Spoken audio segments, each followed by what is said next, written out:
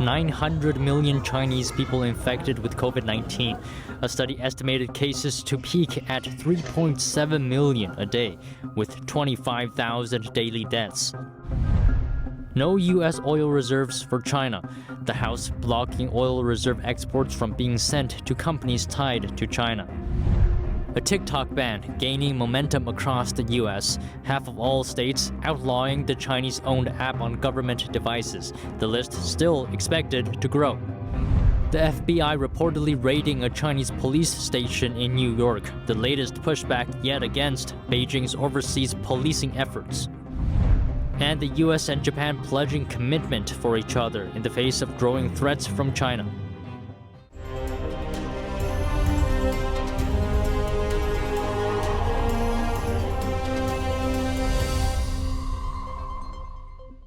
Welcome to China in Focus. I'm Don Ma in for Tiffany today. With Beijing's official COVID-19 data widely considered underrepresented, one question has researchers around the world looking for answers. What's the true scale of the outbreak in China? According to Airfinity, a UK-based health analytics data company, China is facing the first peak of new COVID-19 infections as of Friday, when it will record 3.7 million in a day, with daily deaths reaching 25,000. The company is expecting Chinese fatalities to rise to 1.7 million by the end of April.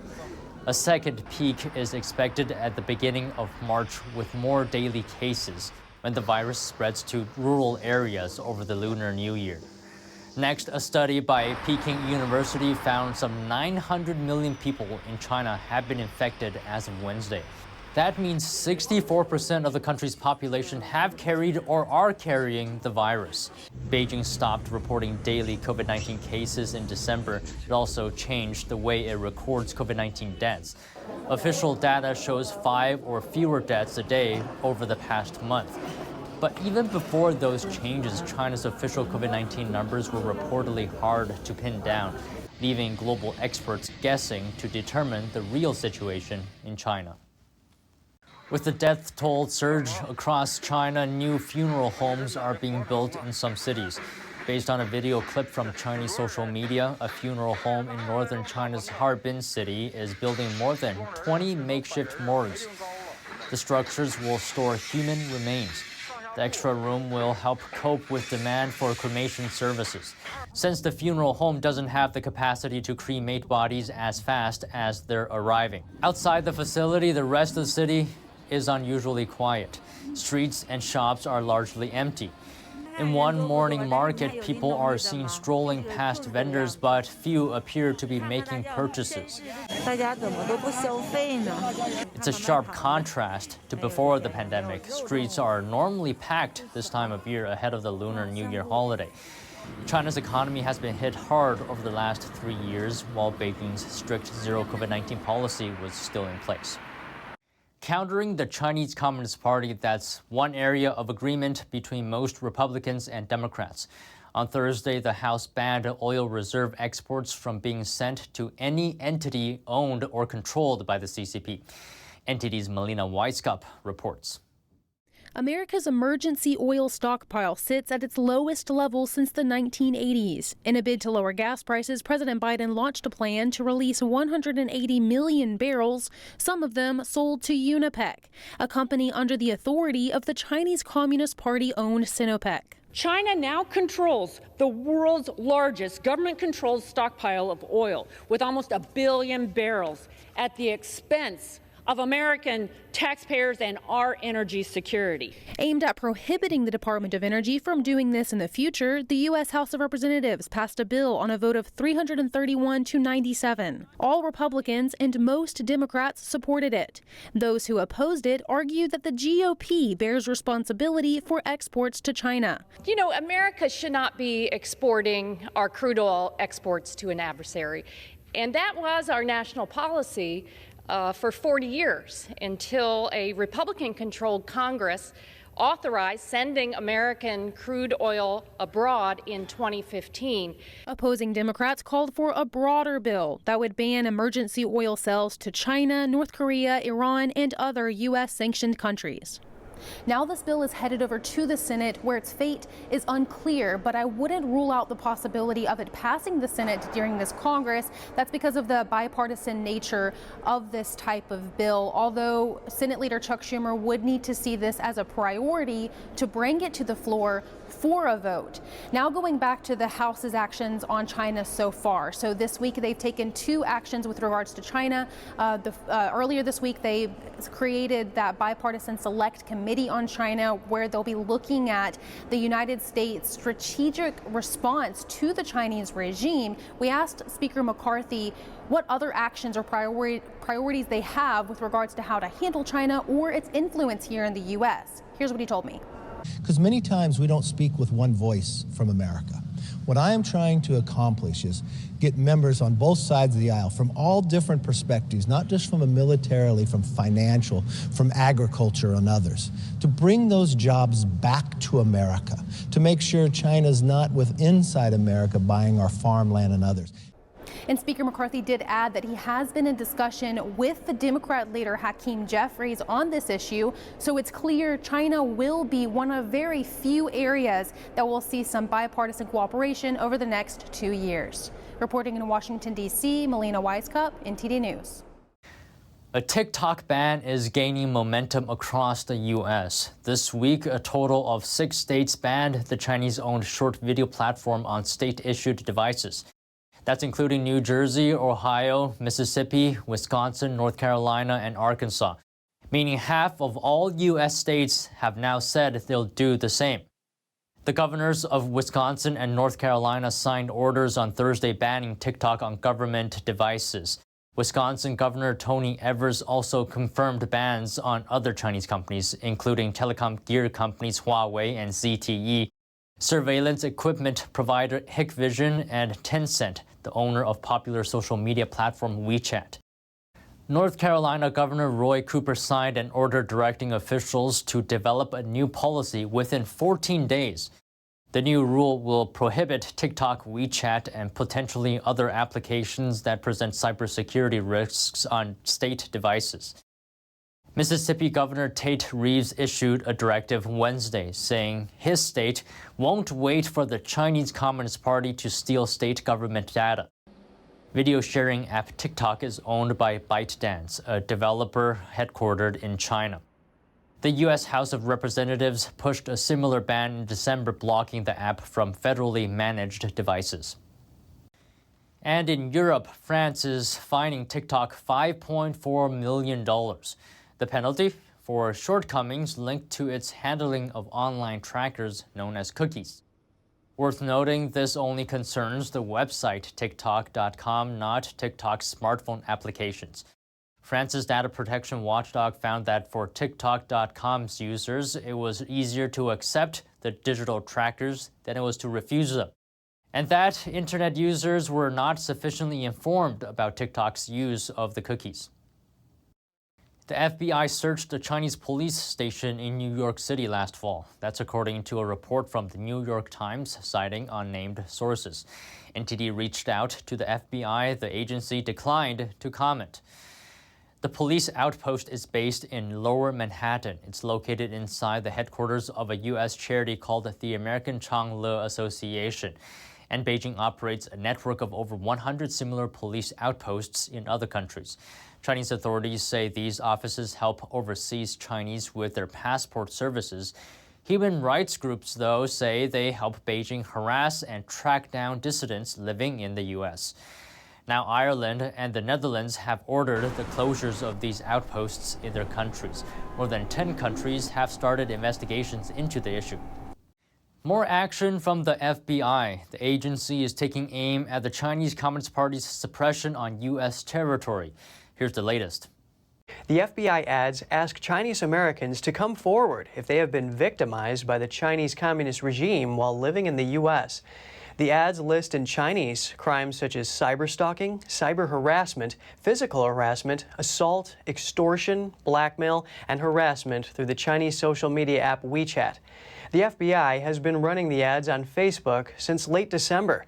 This appears to be part of a larger effort by the FBI to publicize and investigate the Chinese regime's international suppression tactics. Amid growing Indo-Pacific threats from China, President Biden spoke with Japan's leader on Friday. The two heads of state are looking to strengthen the U.S.-Japan alliance. NTD's Iris Tao has more from the White House. President Biden meeting with Japanese Prime Minister Fumio Kishida at the White House on Friday. The two vow a strong alliance based on values. These shared democratic values are the source of our strength, source of our alliance. An important backdrop for the meeting is threats from China. Just weeks ago, Japan announced an unprecedented military buildup, citing concerns over Chinese actions in the Indo-Pacific. And Japan and the United States are currently facing the most challenging and complex security environment in recent history. The U.S. and Japan are set to expand their military cooperation, including by improving Japan's missile strike abilities and better preparing the U.S. Marine units in Japan for potential combat. Biden pledges the U.S.'s full commitment. Reporting from the White House, Iris Tao, NTD News. The two leaders are also expected to talk cooperation on semiconductors, though no details have been released yet. Washington launched sweeping restrictions last year aiming to limit China's access to advanced microchips and the tools to make them. But the sanctions are less likely to be effective if Japan and the Netherlands don't join hands with the U.S. Both countries are primary sources of equipment for making advanced microchips. Japan and Washington have been in talks about cooperation on export controls, though Kishida's administration has been vague about the extent it would join in. Tokyo Electric is Japan's leading equipment maker for microchip manufacturing and relies on China for about a quarter of its revenue. U.S. Treasury Secretary Janet Yellen paying visits to Senegal, Zambia, and South Africa in the next 2 weeks. Her trip comes as Washington aims to strengthen ties with the continent, which has become a focus for Chinese trade and investment. The African tour will make Yellen the first member of President Biden's cabinet to embark on a lengthy visit to that region. News of her travel follows a White House announcement in December. More than $15 billion had been set aside for the continent, slated for two-way trade and investment deals in December. The U.S. had said it was, quote, all in on Africa's future. Yellen will meet officials in the three countries to discuss energy, food security, debt issues, and infrastructure investments. The new U.S. approach includes investment and trade partnerships, so not just humanitarian and security aid. China's foreign minister is also on a 5-country tour of Africa. Chinese trade with Africa is about 4 times that of the United States. Biden and Vice President Kamala Harris plus others will also travel to Africa this year. And China acquiring stakes in 2 subsidiaries of tech giant Alibaba. The shares will give the Chinese Communist Party special rights to strengthen control over online content. Let's zoom in. China has taken minority stakes with special rights in 2 domestic units of Alibaba. Beijing has taken so-called golden shares in private online media and content companies for more than 5 years. It's expanded such deals to companies with large amounts of data, that as authorities try to strengthen control over online content. The golden shares are equal to about 1% of a firm and bought by government-backed funds or companies. It gives them board representation and, in some cases, veto rights for key business decisions. The Alibaba stakes are the first known for the e-commerce firm. It was a key target for China's 2-year-long regulatory crackdown on tech giants. The company didn't respond to a request for comment. There were more signs the crackdown is coming to an end on Friday, however. 5 sources told Reuters that China is due to allow DiDi Global's ride-hailing app and other products back on domestic app stores as soon as next week. DiDi has been waiting for approval to resume new user registrations and downloads of its 25 banned apps in China since around mid-2021. Sources say the firm ran afoul of watchdogs when it pressed ahead with a US share listing against the regulator's will. Beijing has been using heavy fines and sanctions to control technology giants, but in response to the nation's economic slowdown, has recently loosened its tough measures and increased its holdings in the companies to strengthen control. The world's largest electric vehicle maker BYD planning to launch a new factory in Vietnam. Sources say the plant would make car parts for the company, with investment to build it exceeding $250 million. The move would reduce China-based BYD's reliance on its home country and deepen its supply chain in Southeast Asia as part of a global expansion. The carmaker has also been expanding elsewhere in Asia, including Singapore and Japan, as well as Europe. The bid follows a wider manufacturing trend, which is to reduce exposure to China. That's amid trade tensions with U.S. and production delays under Beijing's previous COVID-19 lockdowns. BYD outsold rival Tesla in electric vehicles by more than 2-1 in China last year. The company declined to comment on the Vietnam plant leak. Sources said construction on the factory is slated to start by mid-year. Australia and neighboring Papua New Guinea are joining forces on a new security treaty. They said Thursday they're still finalizing the deal, an apparent challenge to China's growing assertiveness in the Indo-Pacific region. Our interests are indivisible. You can't have a more secure Papua New Guinea without a more secure Australia and vice versa. We have an interest in increasing our trade and our economic relationships, and Australia has a direct interest in supporting the economic development and lifting of living standards here in Papua New Guinea. Australian Prime Minister Anthony Albanese spoke in Papua New Guinea this week. He explained the treaty would be based on the deep trust between the two nations, noting it would address Papua New Guinea's needs, like strengthening the justice system and resolving law and order challenges. His speech there marks the first address to the Papua New Guinea Parliament by a foreign leader since 1975. That's when the nation of 10 million people gained its independence. Prime Minister James Marape welcomed Albanese. We live in a sad region, sad environment, sad ocean. Challenges are quite common, so without compromising the peculiarity of our own bilateral relationship with others, our shared interests will be encapsulated in these security arrangements. Later Thursday, Albanese told reporters the deal centers around increasing defense cooperation and joint military training, with the potential for joint operations. The treaty comes after China signed a different security pact in the region last year with the Solomon Islands. It's raised concerns that Beijing could build up a military presence in the country, which falls in Australia's backyard. Albanese said he expects negotiations to finish in April, with a signing in June. And that's all for today's China in Focus on YouTube. We're now sharing a shortened version of our program here after being demonetized for 2 years. Here's what to look out for in our second half. The U.S. won the first race to the moon in the 20th century, but will it claim victory in the second? The second race to the moon is all about strategic position and securing access to resources.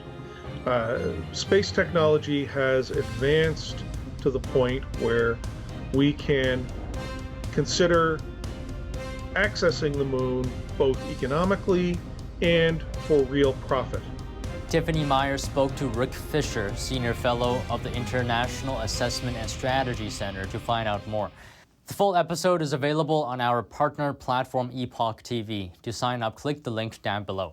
Thank you for watching China in Focus. I'm Don Mam. Have a good weekend.